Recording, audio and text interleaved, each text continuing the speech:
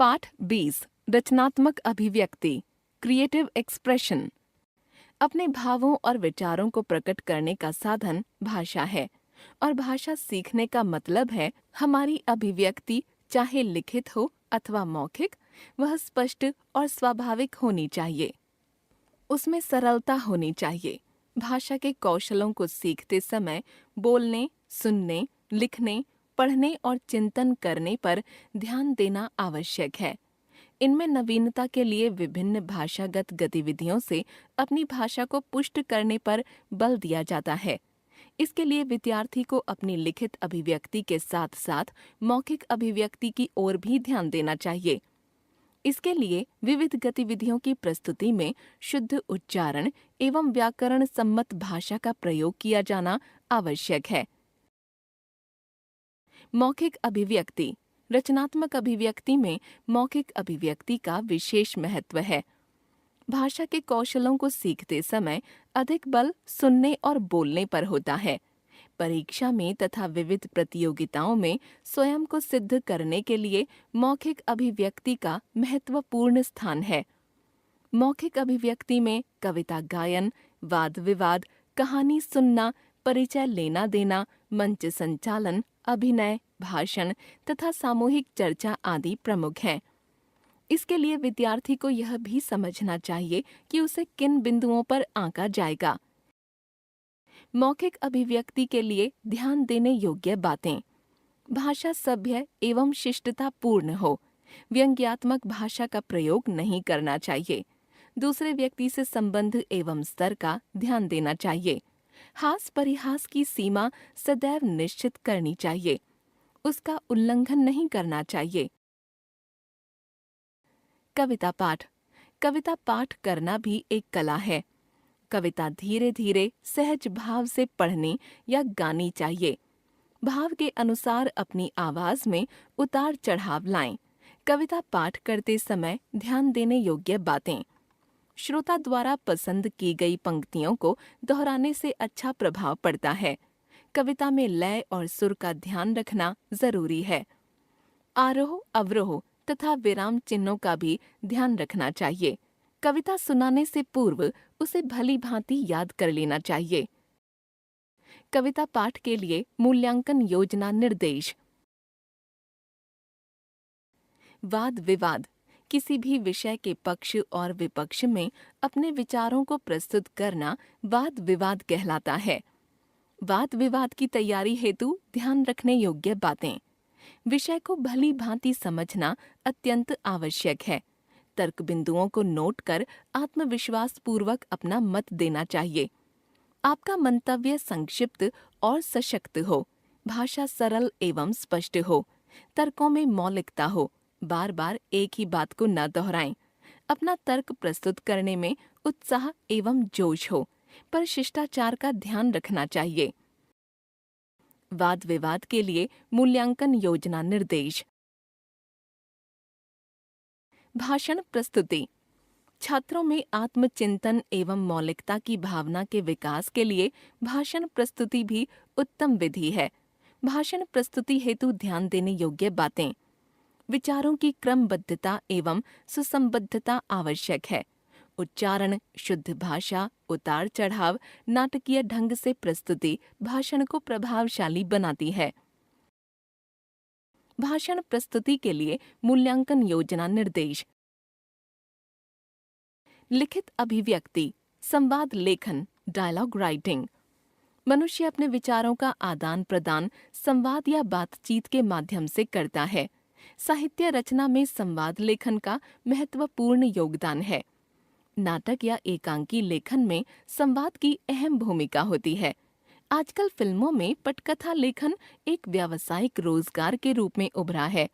संवाद लेखन में निपुणता प्राप्त करने के लिए नीचे दी गई बातों का विशेष ध्यान रखना चाहिए। संवाद छोटे व प्रभावपूर्ण होने चाहिए।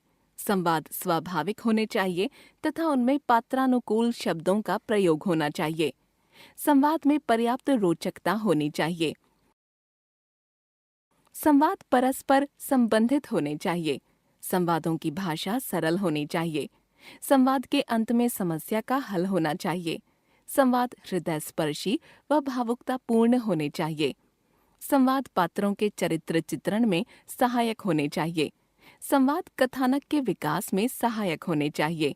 संवाद लेखन में देश काल व वातावरण का विशेष ध्यान रखना चाहिए। संवादों के कुछ उदाहरण पढ़िए।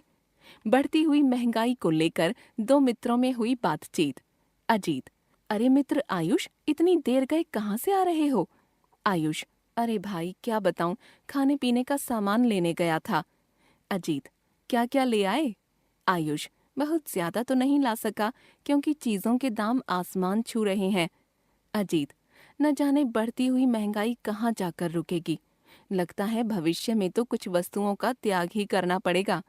आयुष: ठीक कहते हो मित्र, महंगाई तो बढ़ती ही जा रही है, पर सरकार कुछ करती ही नहीं। अजीत: इसमें सरकार बहुत अधिक नहीं कर सकती। महंगाई बढ़ाने में तो उन लोगों का हाथ है जो अपने मुनाफे के लिए वस्तुओं को बाजार से गायब करके उनके दाम बढ़ा देते हैं। आयुष: तो ऐसे लोगों को भी तो सरकार ही पकड़ सकती है, हम नहीं। अजीत: हाँ यह तो है, लेकिन सरकार किस किस को पकड़ेगी, कहाँ कहाँ छापे मारेगी? आयुष: मुझे तो लगता है कि बड़े बड़े अधिकारी भी व्यापारियों से मिले हुए हैं, तभी तो आज तक कोई जमाखोर पकड़ा नहीं गया, और जो पकड़े भी गए उन्हें कोई सजा नहीं मिली। कहानी को संवाद के रूप में बदलना। कहानी को भी संवाद के रूप में बदला जा सकता है। कहानी को संवाद के रूप में रूपांतरित करने का एक उदाहरण नीचे दिया जा रहा है, इसे पढ़कर समझिए। कहानी: किसी जंगल में एक शेर रहता था। एक दिन वह एक पेड़ के नीचे सो रहा था। तभी एक चूहा उसकी पीठ पर चढ़कर फुदकने लगा। इससे शेर की आंखें खुल गईं। उसे चूहे पर बड़ा क्रोध आया। उसने गुस्से से दहाड़ते हुए चूहे को अपने पंजे में दबोच लिया। इससे चूहा बुरी तरह डर गया और कांपते हुए बोला, महाराज मुझे क्षमा करें, मुझसे भूल हो गई, दया करके मुझे छोड़ दीजिए, मैं कभी आपके काम आऊंगा। शेर ने दया करके उसे छोड़ दिया। एक दिन शेर किसी शिकारी के जाल में फंसकर जोर जोर से दहाड़ रहा था। उसकी दहाड़ सुनकर चूहा बिल से बाहर आया। उसने शेर के जाल को काट दिया। जाल के कटते ही शेर मुक्त हो गया। अब शेर और चूहे में मित्रता हो गई। कहानी का संवाद में रूपांतरण। जंगल का दृश्य। एक पेड़ के नीचे एक शेर सोया हुआ है और उसकी पीठ पर एक चूहा फुदक रहा है। इतने में शेर की आंखें खुलती हैं और वह क्रोधपूर्ण आंखों से चूहे को देखता है। चूहा कांपते हुए, हे वनराज, मैंने बड़ी भूल की है, कृपया मुझे मत मारिए, मैं कभी आपके काम जरूर आऊंगा। शेर: चल जा, तुझे छोड़ दिया। कुछ दिन बाद शेर शिकारी के जाल में फंस जाता है। वह जोर जोर से दहाड़ता है, जिसे सुन चूहा बिल से बाहर आता है। चूहा: हे वनराज, आप निश्चिंत रहें, मैं जाल को काट देता हूँ। चूहा जाल काट देता है। शेर जाल से मुक्त हो जाता है। शेर: मित्र धन्यवाद, तुम्हारे कारण मेरे प्राण बच गए। आज से तुम मेरे मित्र हो। डायरी लेखन, डायरी राइटिंग। हमारे आसपास और जीवन में अनेक घटनाएं रोज घटती हैं। हमें प्रतिदिन कुछ नए अनुभव प्राप्त होते हैं। इन अनुभवों को दैनिक या समय समय पर क्रमबद्ध लिखते रहना डायरी लेखन कहलाता है। डायरी लेखन के महत्वपूर्ण बिंदु: सबसे ऊपर दाईं ओर दिनांक अवश्य लिखें। डायरी लेखन संक्षिप्त और तथ्यों पर आधारित होना चाहिए। अप्रिय घटनाओं के उल्लेख से बचें। डायरी में स्थान और समय अवश्य लिखें। डायरी लेखन के कुछ उदाहरण: मित्र के घायल होने पर डायरी लेखन। स्थान: आगरा। समय: 8:30 बजे। दिनांक: 25 नवंबर 2022। प्रकाश अस्पताल में है, उसे देखने अस्पताल गया था। वह अभी तक होश में नहीं आया है। प्रातः हमारी स्कूल बस दुर्घटनाग्रस्त हो गई थी। सामने से आ रहे ट्रक ने बस को टक्कर मार दी थी। 7 विद्यार्थियों को चोटें आई थीं। प्रकाश खिड़की के पास बैठा था। ट्रक वहीं आकर लगा था, इसलिए उसे सबसे अधिक चोटें लगीं। वह मेरा सबसे प्रिय मित्र है। मैं सारा दिन वहीं था। मैं अब भी घर न आता, पर पिताजी अपने साथ ले आए हैं। डॉक्टर बता रहे थे कि चिंता की कोई बात नहीं है। उसके सिर का एक्सरे ठीक आया है। मेरा मन घर पर बिल्कुल नहीं लग रहा है। प्रधानाचार्य, कई अध्यापिकाएं और हमारी कक्षा के विद्यार्थी उसका हाल जानने आए थे। भगवान से मेरी यही प्रार्थना है कि प्रकाश जल्दी ठीक हो जाए। कहानी लेखन, स्टोरी राइटिंग। कहानी लेखन भी एक कला है। इसमें जीवन की किसी महत्वपूर्ण घटना या संवेदना की आकर्षक अभिव्यक्ति होती है। कहानी लेखन के लिए निरंतर अभ्यास व परिश्रम की जरूरत होती है। कहानी लेखन की महत्वपूर्ण बातें। कहानी लेखन चाहे किसी भी प्रकार से क्यों न किया जाए, उसके लिए कुछ महत्वपूर्ण बातों को ध्यान में रखना होता है। ऐसी ही कुछ आवश्यक बातों की सूची निम्नलिखित है। दिए गए शीर्षक, संकेत, चित्र आदि को ध्यान से समझ लेना चाहिए। उसके अनुसार एक रूपरेखा तैयार कर लेनी चाहिए। कहानी की घटनाओं व पात्रों की भी रूपरेखा बना लेनी चाहिए। कहानी के रोचक आरंभ व मर्मस्पर्शी अंत पर विचार करना चाहिए। कहानी की भाषा सरल, सुबोध एवं प्रसंगानुकूल होनी चाहिए। मुहावरों, लोकोक्तियों आदि का प्रयोग कर भाषा को उन्नत बनाना चाहिए। सीमित व सारगर्भित शब्दों का प्रयोग करना चाहिए। कहानी में विचारों व वाक्यों की आवृत्ति नहीं होनी चाहिए। कहानी की भाषा प्रायः भूतकालिक होती है। कहानी का शीर्षक हमेशा छोटा व आकर्षक होना चाहिए। कहानी लेखन के प्रकार। 1. संकेतों के आधार पर कहानी लेखन। 2. चित्रों के आधार पर कहानी लेखन। 3. शीर्षक के आधार पर कहानी लेखन। 4. अपूर्ण कहानी पूरी करना। संकेतों के आधार पर कहानी लेखन। संकेत: पुरुषार्थी व्यक्ति द्वारा आलस्य को शत्रु समझना। गांव-गांव तक जाकर लोगों को सही मार्ग दिखाना। पहले गांव के सभी लोगों का सुखी होना। पास के ही दूसरे गांव का पानी के अभाव में दुखी होना। पुरुषार्थी व्यक्ति द्वारा पहाड़ी के पीछे पानी होने की बात बताना। मंत्र पढ़कर पहाड़ खोदने की बात कहना। कुछ ही दिन में पहाड़ में सुरंग बना देना। सुरंग के रास्ते से जल आना। पुरुषार्थी व्यक्ति का यह कहना कि पुरुषार्थ ही सफलता की कुंजी है। कहानी: एक व्यक्ति बहुत ही पुरुषार्थी था। वह आलस्य को अपना शत्रु समझता था। गांव-गांव में घूमकर लोगों को सही मार्ग दिखाना ही उसका कार्य था। एक बार वह किसी गांव में गया। वहां निरीक्षण किया तो पाया कि वहां सब लोग सुखी व आनंदित हैं। वह उसी गांव से सटे पहाड़ के पीछे से दूसरे गांव में गया। वहां निरीक्षण किया तो पाया कि वहां के लोगों के चेहरे पर दुखी होने का भाव और निराशा झलक रही है। उसने लोगों से पूछा, क्या बात है, तुम लोग इतने दुखी क्यों हो? लोगों ने कहा, हम लोग पानी के अभाव से व्यथित हैं। खेत में फसल सूख रही है और पशु मर रहे हैं। उस व्यक्ति ने कहा, इस पहाड़ी के पीछे बहुत पानी है। मैं मंत्र पढ़ रहा हूँ। आप लोग अपने अपने यंत्रों से पहाड़ को खोदना शुरू कर दें। पानी अवश्य मिलेगा। सब काम में जुट गए। बड़े उत्साह से पानी की आशा में पहाड़ खोदते रहे। उधर मंत्रोच्चारण का कार्य चल ही रहा था। धीरे धीरे पहाड़ में सुरंग बन गई और वह पानी के किनारे तक पहुंच गई। कुछ समय बाद निर्मल जल का स्रोत बहने लगा। सबको मनचाहा पानी मिला। सभी खुशी से नाचने लगे। सबने उस पुरुषार्थी व्यक्ति को सम्मानित किया और कहा, आप नहीं आते तो हम पानी के बिना तरसते ही रह जाते। उस व्यक्ति ने कहा, जो व्यक्ति पुरुषार्थी होता है वह प्रत्येक क्षेत्र में सफल होता है। शिक्षा: पुरुषार्थ ही सफलता की कुंजी है। चित्रों के आधार पर कहानी लेखन। कपटी मित्र। कहानी: किसी गांव में दो मित्र रहते थे, राकेश और मोहन। दोनों में गहरी मित्रता थी। दोनों जैसे तैसे अपना गुजारा करते थे। एक दिन राकेश बोला, दोस्त, क्यों ना हम किसी नगर में चलकर कुछ काम धंधा करें और धन कमाकर घर लाएं। मोहन को अपने मित्र की बात पसंद आ गई और अगले ही दिन वे शहर की ओर चल दिए। रास्ते में एक घना जंगल पड़ता था। वे चलते चलते थक गए थे। उन्हें भूख भी लगी थी, अतः वे एक पेड़ के नीचे बैठकर भोजन करने लगे। जब वे भोजन कर चुके तो उन्हें भालू की आवाज सुनाई दी। राकेश तुरंत पेड़ पर चढ़ गया, परंतु बेचारे मोहन को पेड़ पर चढ़ना नहीं आता था। उसने अपने मित्र की ओर देखा, पर राकेश ने उसे पेड़ पर चढ़ने में सहारा नहीं दिया। मोहन ने सोचा अब उसकी मृत्यु निश्चित है। वह ऐसा सोच ही रहा था कि उसे सामने से एक मोटा तगड़ा भालू आता दिखाई दिया। मोहन को एक तरकीब सूझी।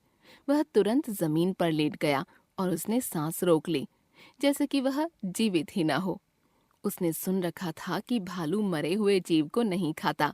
भालू आया, उसने मोहन को सूंघा और धीरे धीरे दूसरी ओर चला गया। कुछ समय बाद राकेश पेड़ पर से उतरा। तब तक मोहन भी उठ खड़ा हुआ था। राकेश को बहुत आश्चर्य हो रहा था कि भालू ने मोहन को क्यों छोड़ दिया, उसे खाया क्यों नहीं। उसने अपने मित्र से मजाक करते हुए पूछा, मित्र, भालू ने तुम्हारे कान में क्या कहा? वह कह रहा था कि कपटी और स्वार्थी मित्रों से सदा सावधान रहना चाहिए। मोहन ने उत्तर दिया। राकेश अपने व्यवहार पर लज्जित हुआ। शिक्षा: सच्चा मित्र वही है जो मुसीबत में काम आए। पत्र लेखन, लेटर राइटिंग। पत्र लेखन मनुष्य के जीवन का एक महत्वपूर्ण अंग है। इसके द्वारा हम अपने से दूर रह रहे मित्रों, संबंधियों आदि से विचारों का आदान प्रदान कर सकते हैं। पत्र लिखना एक कला है। इससे लिखने वाले के व्यक्तित्व, ज्ञान और विचारों का पता चलता है। पत्र लिखते समय निम्नलिखित बातों का ध्यान रखना चाहिए। पत्र लिखते समय अपने और पत्र पाने वाले की आयु, योग्यता तथा पद आदि का ध्यान रखना चाहिए। पत्र में केवल आवश्यक बातों का ही समावेश होना चाहिए। पत्र की भाषा सरल तथा प्रभावशाली होनी चाहिए। पत्र लिखते समय शुद्ध एवं स्वच्छ लेख का प्रयोग करना चाहिए। पत्र में अनावश्यक रूप से काट छांट नहीं करनी चाहिए। प्रार्थना पत्रों में विनम्रता होनी चाहिए। पत्र में लिखने वाले का नाम, पता तथा दिनांक का उल्लेख अवश्य होना चाहिए। पत्र में पाने वाले का नाम तथा पता भी स्पष्ट रूप से लिखा होना चाहिए। पत्र के प्रकार: पत्र मुख्यतः दो प्रकार के होते हैं। एक, अनौपचारिक पत्र। दो, औपचारिक पत्र। अनौपचारिक पत्र: इसके अंतर्गत मुख्य रूप से अपने मित्रों, संबंधियों, परिचितों को लिखे गए पत्र आते हैं। ये पत्र उन व्यक्तियों को लिखे जाते हैं जिनसे हमारे अनौपचारिक या आत्मीय संबंध होते हैं, अतः इन्हें अनौपचारिक पत्र कहते हैं। औपचारिक पत्र: जिन व्यक्तियों के साथ हमारे आत्मीय संबंध नहीं होते, उन्हें लिखे जाने वाले पत्र औपचारिक पत्र होते हैं। औपचारिक पत्रों को हम निम्नलिखित वर्गों में बांट सकते हैं। प्रार्थना पत्र: इसके अंतर्गत नौकरी, अवकाश, शुल्क मुक्ति, शिकायत, सुधार एवं अन्य प्रकार के पत्र आते हैं। व्यावसायिक पत्र: व्यावसायिक पत्रों के अंतर्गत दुकानदारों, व्यापारियों, प्रकाशकों तथा अन्य कंपनियों को लिखे गए पत्र आते हैं। कार्यालयी पत्र: किसी एक विभाग से दूसरे विभाग को किसी सरकारी अधिकारी के द्वारा किसी व्यक्ति को लिखे गए पत्र कार्यालयी या सरकारी पत्र कहलाते हैं। पत्र के अंग: पत्रों के 8 अंग होते हैं। स्थान और तिथि, संबोधन, अभिवादन, विषय, विषय वस्तु, समाप्ति, हस्ताक्षर से पूर्व की शब्दावली, हस्ताक्षर, पता। स्थान और तिथि: ये पत्र के ऊपरी सिरे पर बाईं ओर लिखे जाते हैं। औपचारिक पत्रों में तिथि नीचे लिखी जाती है। संबोधन: पत्र के आरंभ में बाईं ओर लिखा जाता है। अनौपचारिक पत्रों में अपने से बड़ों के लिए पूज्य, पूजनीय, मान्यवर, श्रद्धेय, बराबर वालों के लिए प्रिय, बंधुवर, प्रियवर तथा छोटों के लिए चिरंजीव, आयुष्मान आदि संबोधन लिखे जाते हैं। औपचारिक पत्रों में पत्र पाने वाले का नाम, पदनाम लिखने के बाद आदरणीय या आदरणीया या माननीय आदि संबोधन लिखे जाते हैं। अभिवादन: संबोधन के नीचे यथा योग्य अभिवादन शब्द भी लिखा जाता है। अनौपचारिक पत्रों में बड़ों के लिए सादर चरण स्पर्श, प्रणाम, सादर प्रणाम, नमस्कार आदि और छोटों के लिए शुभाशीष, शुभाशीर्वाद, खुश रहो आदि लिखा जाता है। नोट: औपचारिक पत्रों में अभिवादन नहीं लिखा जाता।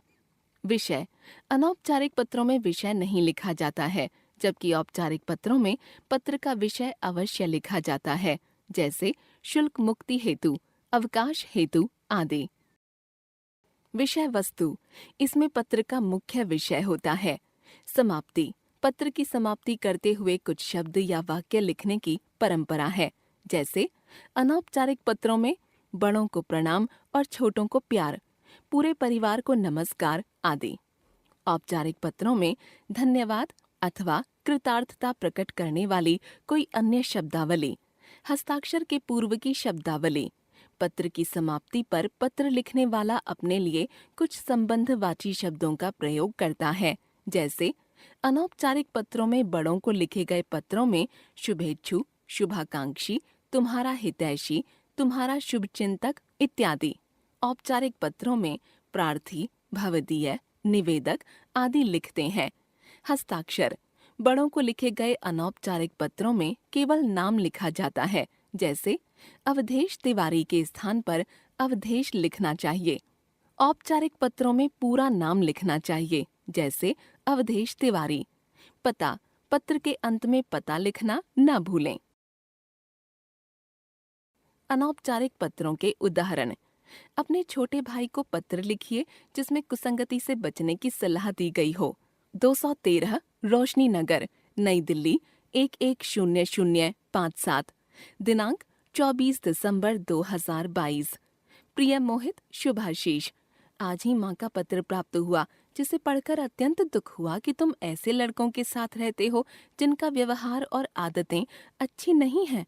तुमने तो सुना ही होगा कि संगति का असर व्यक्ति पर पड़ता है। इसी कारण से मासिक परीक्षा में तुम अनुत्तीर्ण हुए हो। तुम जानते हो कि माता पिताजी तुम्हारे ऊपर कितना रुपया खर्च कर रहे हैं। हमें तुमसे बहुत उम्मीदें हैं।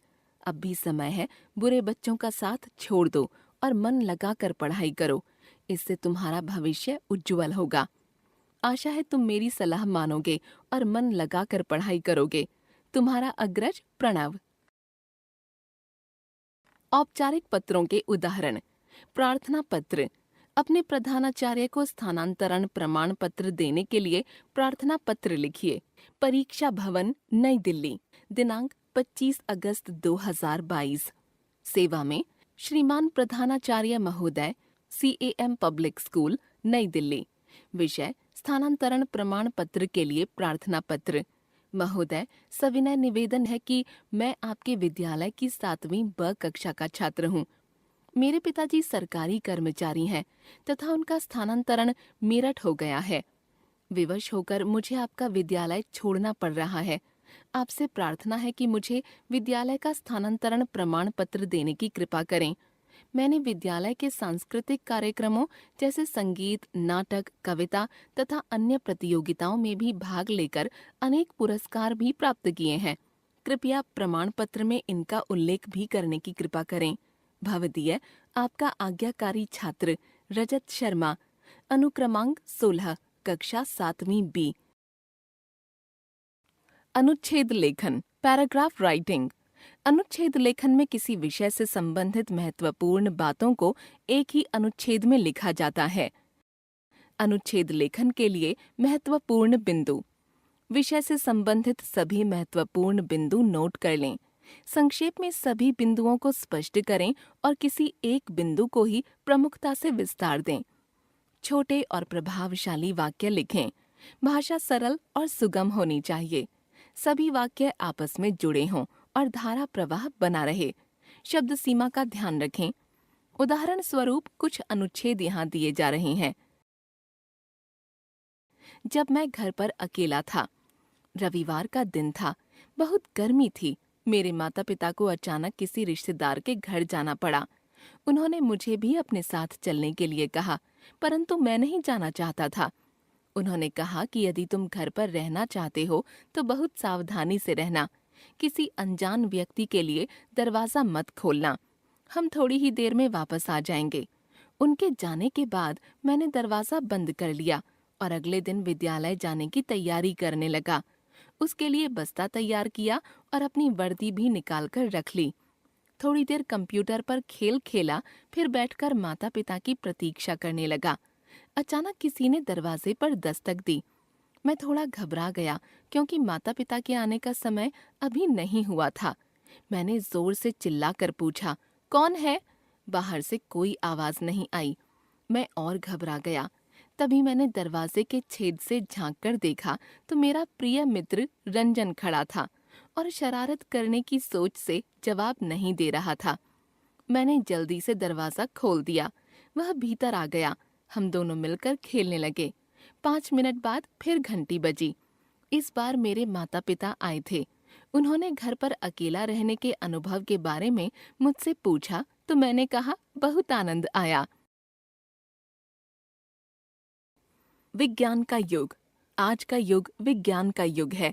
आवश्यकताएं बढ़ती जा रही हैं। मानव कम समय में कम परिश्रम से अधिक आवश्यकताओं की पूर्ति करना चाहता है। इसके लिए वह नए नए आविष्कार करता है। ये आविष्कार विज्ञान की देन है।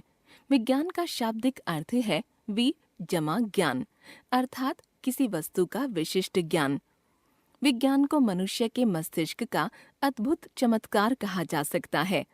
आज मनुष्य प्रकृति और समाज के प्रत्येक अंग में विज्ञान समाया हुआ है। विज्ञान के चमत्कार अनंत हैं।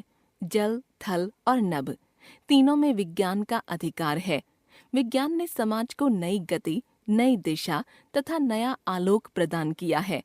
आज विज्ञान ने हमें रेल, मोटर, वायुयान आदि यातायात के अनेक साधन दिए हैं, जिनके द्वारा दुनिया के किसी भी कोने में कुछ ही घंटों में पहुंचा जा सकता है।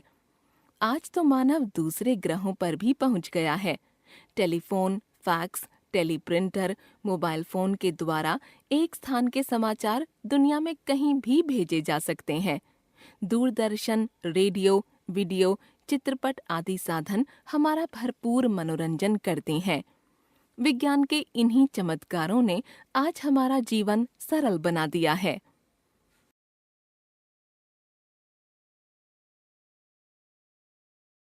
निबंध लेखन, ऐसे राइटिंग। निबंध का अर्थ है अच्छी तरह से बंधी हुई गद्य रचना। अपने मन के भावों या विचारों को नियंत्रित ढंग से लिखना निबंध लेखन कहलाता है। निबंध लिखते समय भाव सामग्री को सुंदर ढंग से प्रस्तुत करना चाहिए। इसकी भाषा सरल, सरस व रोचक होनी चाहिए। निबंध लिखते समय दिए गए विषय के सभी पक्षों पर क्रमानुसार प्रकाश डालना चाहिए। इसकी भाषा प्रवाहमयी होनी चाहिए। निबंध लेखन के संबंध में ध्यान देने योग्य बिंदु निम्नलिखित हैं। सबसे पहले विषय पर मन में विचार कर लेना चाहिए। इसे प्रभावपूर्ण बनाने के लिए छोटे छोटे वाक्यों का प्रयोग करना चाहिए। भाषा सरल, सरस व सुबोध होनी चाहिए। इसकी शैली रोचक होनी चाहिए, जो पढ़ने वाले पर प्रभाव डाल सके। इसकी भाषा में विराम चिन्हों का समुचित प्रयोग करना चाहिए। निबंध लिखते समय शब्द सीमा का ध्यान रखें। निबंध के भाग। एक अच्छे निबंध के मुख्य रूप से 3 भाग होते हैं। 1 आरंभ, भूमिका। 2 मध्य भाग, कलेवर। 3 उपसंहार, निष्कर्ष। आरंभ, भूमिका। यह निबंध के विषय में पाठक के मन में उत्सुकता जागृत करने के साथ साथ निबंध का संक्षिप्त परिचय होता है। मध्य भाग, कलेवर। इस भाग में दिए गए विषय के सभी पहलुओं पर विचार प्रकट किया जाता है। विषय से संबंधित सभी बिंदुओं का क्रमानुसार वर्णन इसी भाग के अंतर्गत किया जाता है। छोटे छोटे वाक्यों में विषय के बिंदुओं को पिरोया जाता है। उपसंहार, निष्कर्ष। इस भाग में निबंध का सार तथा निष्कर्ष होता है, अतः इसे अधिक विस्तार नहीं देना चाहिए। आइए विविध विषयों पर दिए गए निबंधों को पढ़ें और लिखने का अभ्यास करें। 1 परिश्रम सफलता की कुंजी। कार्य पूर्ति के लिए प्रयत्नवान होना ही श्रम है। दूसरे शब्दों में, मनुष्य की सारी शक्तियां जब किसी कार्य विशेष को पूरा करने के लिए केंद्रीभूत हो जाएं, उसी को परिश्रम कहा जाता है। परिश्रम के बिना कोई भी कार्य पूरा नहीं हो सकता। परिश्रम ही सफलता की कुंजी है।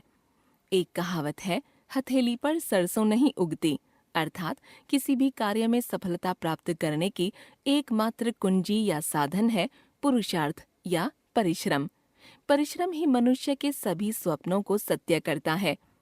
परिश्रमी के लिए कुछ भी असंभव नहीं है। नेपोलियन अपने परिश्रम और साहस के बल पर साधारण सैनिक से फ्रांस का सम्राट बना था। एक साधारण सा सैनिक हिटलर जर्मनी का भाग्य विधाता बन गया।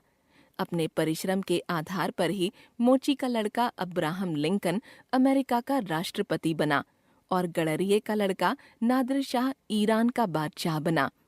इन्होंने अपने परिश्रम और साहस के अद्भुत उदाहरण प्रस्तुत किए। इनकी सफलता का रहस्य इनका सतत परिश्रम है। सफलता या उन्नति तभी प्राप्त होती है जब मनुष्य लगातार परिश्रम करता रहे। किसी भी कार्य में सफलता पाने के लिए यह आवश्यक है कि कार्य जितना अधिक कठिन हो, उतने ही उत्साह और परिश्रम से उस कार्य में जुटा जाए। इसीलिए कहा गया है, बूंद बूंद से घट भरे। थोड़े थोड़े सतत परिश्रम से ही विश्व के बड़े बड़े कार्य सिद्ध होते हैं। परिश्रम करने वाले व्यक्ति के लिए दुर्भाग्य और दारिद्र्य की बाधाएं नगण्य हैं। बड़ी बड़ी बाधाएं उसके साहस को नहीं डिगा सकती। परिश्रम, साहस, अटल संकल्प ही उसे उन्नति के द्वार पर ले जाते हैं। अंततः सफलता उसके चरण चूमने लगती है। इतिहास ऐसे अनेक महापुरुषों के जीवन चरित्रों के उदाहरणों से भरा हुआ है, जिन्होंने अपने परिश्रम के बल पर अपने निश्चित लक्ष्य को प्राप्त किया। महाराणा प्रताप के जीवन चरित्र से कठोर परिश्रम की शिक्षा मिलती है। छत्रपति शिवाजी ने अपने साहस के बल पर ही धर्म की रक्षा की।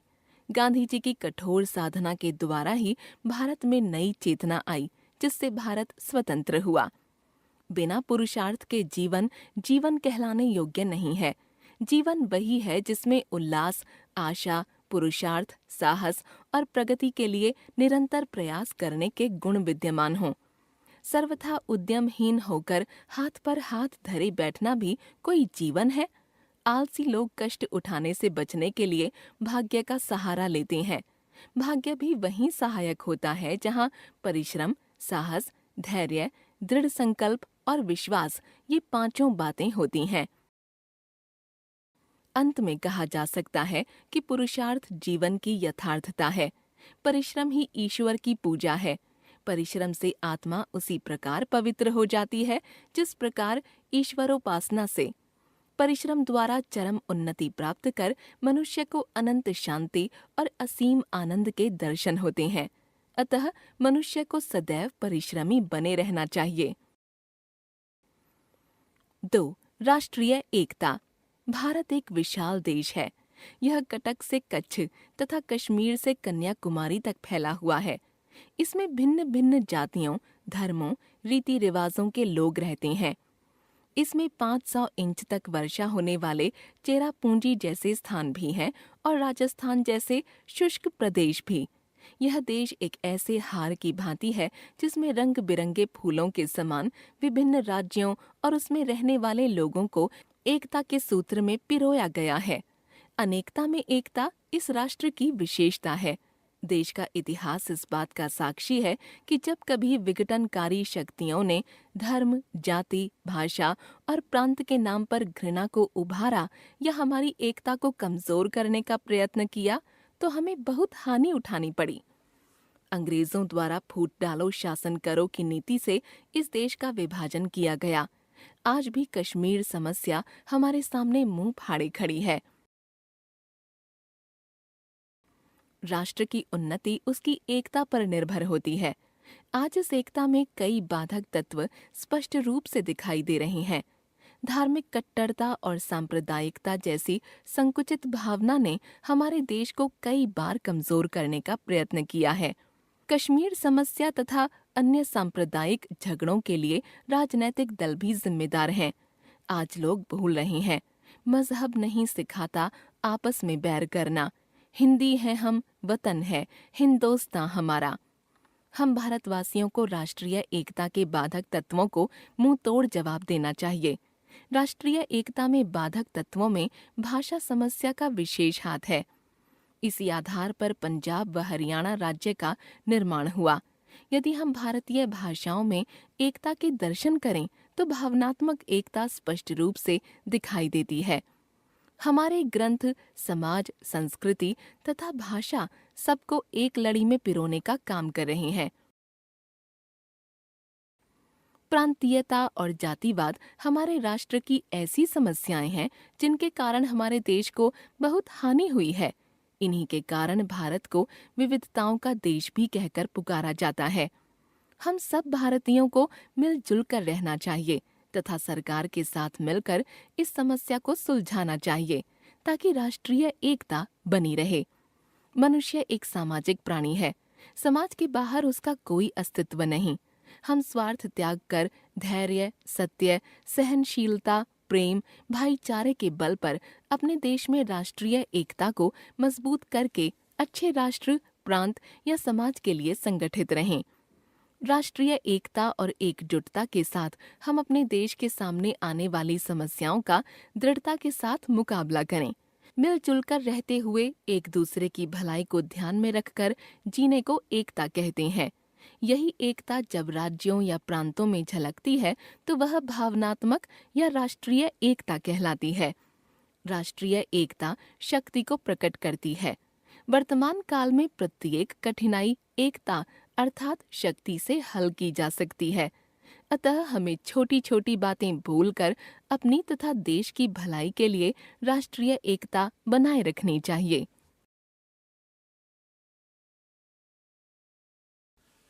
सूचना लेखन, नोटिस राइटिंग, तथ्यों के साथ भविष्य में होने वाले किसी सरकारी अथवा अर्ध सरकारी, निजी कार्यक्रम, समारोह आदि के बारे में बताना सूचना कहलाता है। सूचना का मुख्य ध्येय सर्वजन हिताय होता है। सूचना के द्वारा अनभिज्ञ आम जनता को निकट भविष्य की घटनाओं से परिचित कराया जाता है। सूचना का वर्गीकरण सुखद एवं दुखद दो आधार पर किया जा सकता है। सुखद सूचना के तहत खेल, प्रतियोगिता, सामाजिक, सांस्कृतिक उत्सव या समारोह आदि से संबंधित जानकारी आती है। दुखद सूचना के तहत निधन, अंतिम क्रियाक्रम, शोक सभा, श्रद्धांजलि आदि से संबंधित जानकारी दी जाती है। सूचना लेखन के समय निम्नलिखित बातों पर ध्यान देना चाहिए। दी गई सूचना स्पष्ट और मोटे अक्षरों में लिखी होनी चाहिए। सूचना संक्षिप्त और सरल होनी चाहिए। विभाग, संस्था या संबंधित व्यक्ति का नाम और विषय रेखांकित होना चाहिए। सूचना बहुत लंबी नहीं होनी चाहिए। दी गई सूचना एक बॉक्स के अंदर समाहित होनी चाहिए। दी गई सूचना का एक आवश्यक शीर्षक होना चाहिए। सूचना लेखन के कुछ उदाहरण देखिए। आपके विद्यालय में वाद विवाद प्रतियोगिता का आयोजन किया जा रहा है। विद्यार्थियों को आमंत्रित करने हेतु सूचना पत्र तैयार कीजिए। Delhi public school, Delhi. सूचना अंतः विद्यालय वाद विवाद प्रतियोगिता 5 अक्टूबर 2022। 8 नवंबर को विद्यालय के सभागार में अंतः विद्यालय वाद विवाद प्रतियोगिता का आयोजन किया जा रहा है। प्रतियोगिता का विषय सह शिक्षा प्रगति में सहायक या बाधक है। कक्षा 6ठी से 8वीं तक के इच्छुक विद्यार्थी अपना नाम 20 अक्टूबर तक हिंदी साहित्य परिषद को दें। सरिता शर्मा, सदस्य, हिंदी साहित्य परिषद। आप अपने विद्यालय के सांस्कृतिक परिषद के सदस्य हैं। अंतः विद्यालय नृत्य और गीत प्रतियोगिता के लिए सूचना पत्र तैयार कीजिए। Modern school, Barakhamba. सूचना अंतः विद्यालय नृत्य और गीत प्रतियोगिता 20 सितंबर 2022। 20 अक्टूबर को विद्यालय के वार्षिकोत्सव के उपलक्ष्य में अंतः विद्यालय नृत्य और गीत प्रतियोगिता का आयोजन किया जा रहा है। समय प्रातः 10 बजे। स्थान स्कूल सभागार, कक्षा 5 से 7। प्रतिभागी 10 बच्चे। इच्छुक विद्यार्थी अपना नाम 20 सितंबर तक सांस्कृतिक परिषद को दें। मयंक भार्गव, सदस्य, सांस्कृतिक परिषद। सार लेखन, समरी राइटिंग। सार शब्द का शाब्दिक अर्थ तत्व या निचोड़ होता है। किसी गद्यांश के मूल भाव को यथावत रखते हुए तथा महत्वपूर्ण अंशों को न छोड़ते हुए संक्षेपीकरण करना ही सार लेखन कहलाता है। सामान्यतया सार लेखन कुल शब्दों का 1/3 भाग होता है। सार लेखन के लिए भाषा पर पकड़ होने के साथ साथ मौलिक लेखन में निपुण होना भी आवश्यक है। सार लेखन के समय ध्यान देने योग्य बातें। सर्वप्रथम सार लेखन को ध्यानपूर्वक पढ़कर उसका केंद्रीय भाव समझना चाहिए। एक बार में भाव स्पष्ट नहीं होने की स्थिति में इसे 2 से 3 बार पढ़ना चाहिए। महत्वपूर्ण अंशों को चिन्हित कर लेना चाहिए। गद्यांश में प्रयुक्त मुहावरों, लोकोक्ति एवं उक्ति को सार लेखन में प्रयोग नहीं करना चाहिए। सार लेखन में गद्यांश से अलग कुछ नहीं जोड़ना चाहिए। सार लेखन में शब्दों या बातों की आवृत्ति से बचना चाहिए। सार लेखन के समय कोई महत्वपूर्ण अंश या विचार छूटना नहीं चाहिए। यथासंभव विचारों की क्रमबद्धता मौलिक रचना के अनुरूप ही होना चाहिए। अंत में इसका एक बार दोहराव कर लेना चाहिए ताकि गलती की कोई संभावना नहीं रहे। सार लेखन के उदाहरण देखिए। गद्यांश 1। आधुनिक विज्ञान और तकनीकी से मनुष्य ने बहुत कुछ पाया है। उसी की कृपा से संसार के मनुष्य एक दूसरे के निकट आए हैं। कई पुराने संस्कार जो गलतफहमी पैदा करते थे, दूर होते जा रहे हैं। मनुष्य को निरोगी, दीर्घजीवी और सुसंस्कृत बनाने के अनगिनत साधन बढ़े हैं। फिर भी मनुष्य चिंतित है। जो अंधाधुंध प्रकृति के मूल्यवान भंडारों की लूट मचाकर आराम और संपन्नता प्राप्त कर रहे हैं, वे बहुत परेशान नहीं हैं। वे यथास्थिति भी बनाए रखना चाहते हैं और यदि संभव हो तो अपनी व्यक्तिगत, परिवारगत और जातिगत संपन्नता अधिक से अधिक बढ़ा लेने के लिए परिश्रम भी कर रहे हैं। ऐसे सुखी लोग मनुष्य का भविष्य जैसी बातों के कारण परेशान नहीं हैं, पर जो लोग अधिक संवेदनशील हैं और मनुष्य जाति को महानाश की ओर बढ़ते देखकर विचलित हो उठते हैं, वे ही परेशान हैं। उनकी संख्या कम है, उनमें विवेक की मात्रा अधिक है और सामान्य सुखी लोगों की तुलना में उनके भीतर दर्द, व्याकुलता और चिंता है। सार। विज्ञान और तकनीक ने संसार के लोगों को एक दूसरे के निकट ला दिया है। लोगों को निरोग और दीर्घजीवी बनाने के साधन बढ़े हैं, तथापि लोग चिंतित हैं। संपन्न लोग अधिक चिंतित नहीं हैं। वे अपनी संपन्नता बढ़ाने के लिए प्रयासरत हैं, पर संवेदनशील लोग मानव जाति को महाविनाश की ओर जाते देख चिंतित हैं। उनके हृदय में दर्द, व्याकुलता और चिंता है। गद्यांश 2। आधुनिक मानव समाज में एक और विज्ञान को भी चकित कर देने वाली उपलब्धियों से निरंतर सभ्यता का विकास हो रहा है, तो दूसरी ओर मानव मूल्यों का ह्रास होने से समस्या उत्तरोत्तर गूढ़ होती जा रही है। अनेक सामाजिक और आर्थिक समस्याओं का शिकार आज का मनुष्य विवेक और ईमानदारी को त्याग कर भौतिक स्तर से ऊंचा उठने का प्रयत्न कर रहा है। वह सफलता पाने की लालसा में उचित और अनुचित की चिंता नहीं करता। उसे तो बस साध्य को पाने की प्रबल इच्छा रहती है। ऐश्वर्य की प्राप्ति के लिए भयंकर अपराध करने में भी संकोच नहीं करता। वह इनके नित नए नए रूपों की खोज करने में अपनी बुद्धि का अपव्यय कर रहा है।